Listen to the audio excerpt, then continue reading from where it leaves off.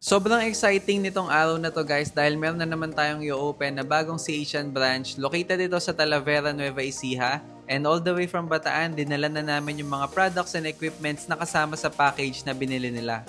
Isa-isa na namin binaba yung mga box and nasa second floor nga pala sila at dalawang pwesto yung kinuha nila.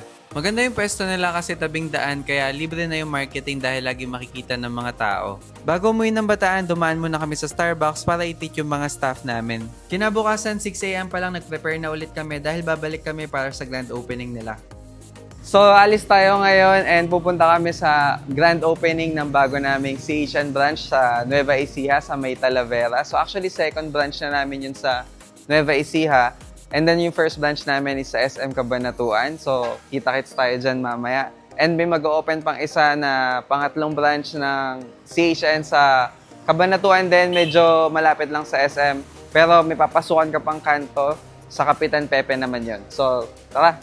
So ito, paalis na kami. Bali 2 days na sunod kami nagpunta sa Nueva Ecija. 2.5 hours yung biyahe. Pero okay lang kasi may kapalitan naman ako. Yung staff ko na si Mark, marunong din siya mag-drive. Kasama rin namin yung sarili naming photographer sa company na si Gino para mag-feature ng grand opening. Kumain muna kami sa pepper lunch tapos bumili na rin ng congratulations cake para sa franchisee namin.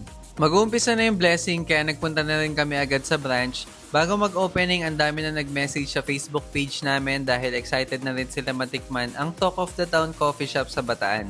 So sinilip ko yung loob, nakaayos na rin yung tables and chairs pati yung counter nila at ilang sandali lang nag-umpisa na rin yung blessing. Sobrang blessed din namin dahil okay yung naging franchisee namin, maasikaso talaga sila kaya naging successful din yung grand opening. Ang gaan din sa pakiramdam ng store nila dahil very minimalist and aesthetic yung ambience, so pasok na pasok sa guidelines ng CHN. And sila nga pala yung mga barista dito sa CHN Talavera branch. Sa biggest branch ng CHN sila nag-training dahil laging maraming customer doon kaya mas matututo sila. Nung medyo nakapag-settle down na yung mga customers, kinausap ko rin yung mga owners para bigyan sila ng advice kung ano yung mga need nilang gawin at i-monitor.